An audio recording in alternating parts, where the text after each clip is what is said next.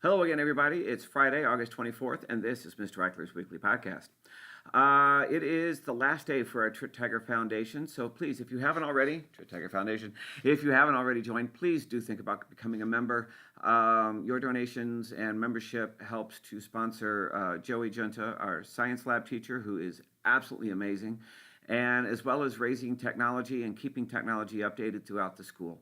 So it's just, I can't think of a more worthwhile organization to help benefit the school, the teachers, and most importantly, the students in the school.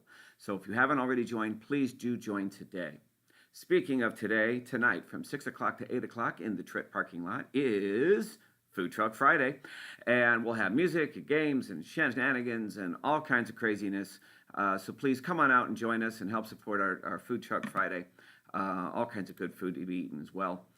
A couple of reminders. Number one, folders. These things. They go home every day, whether there's anything in them or not. They do go home. But on Thursday nights, it's very important that we sign on the bottom on this behavior sheet. And if there's no signature, they don't get their paycheck for the week.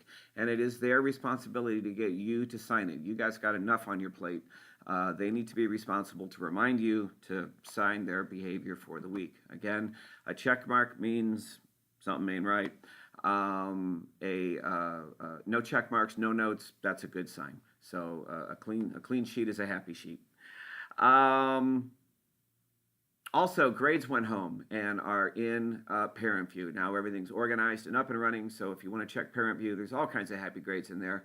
A bunch of tests and things have gone home over the week, and I'm still waiting on several papers that I had written sign, correct, and return. The correct and return is for grade recovery, so we can increase their grade up to a 73% from whatever grade it was. And the signature is so I know that you have seen it. Field trip forms. Speaking of paperwork, field trip forms went home this week, along with a Performing Arts Day form. If you could get those signed and returned to me at your first opportunity, that would be very much appreciative. And speaking of fun and games, I really wasn't, but I'll try to make the transition. Next Friday, the last Friday of the month, is our very first Lunch with the Doctor. We'll be showing episode 1, season 1, starring Christopher Eccleston as the doctor, and the episode is entitled Rose, if you'd wanted to watch it ahead of time. It's a great episode, much shenanigans, and yeah, Doctor Who. What can I say? So ask your kids if they've bought a ticket and if they'd like to have you join them for lunch, because with their ticket, of course, they can bring along a parent. Or a grandma, a grandpa, an aunt, an uncle, anybody that they want to bring in. They're more than welcome to. What's going on in class this week and looking ahead to next week?